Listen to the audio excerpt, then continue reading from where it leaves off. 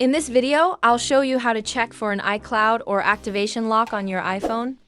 An iCloud lock, also known as an activation lock, is a security feature that prevents unauthorized access to an iPhone if it's lost or stolen.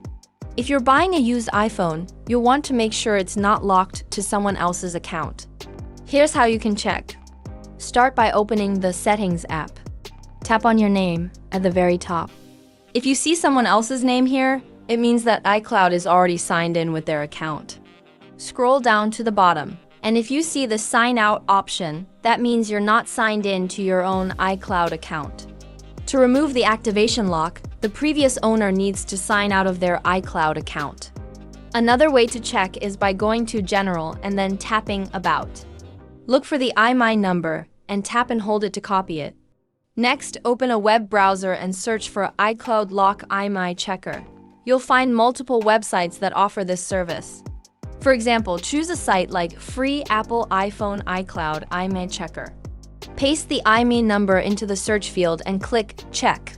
You may need to complete a CAPTCHA to prove you're not a robot. Once the results load, scroll down. If it shows Find My iPhone is on, that means the device has an iCloud activation lock. If it's OFF, there's no activation lock. Keep in mind, if Find My iPhone is still on, it means the device is locked to the original owner's Apple ID, and they'll need to turn it off before you can use the phone.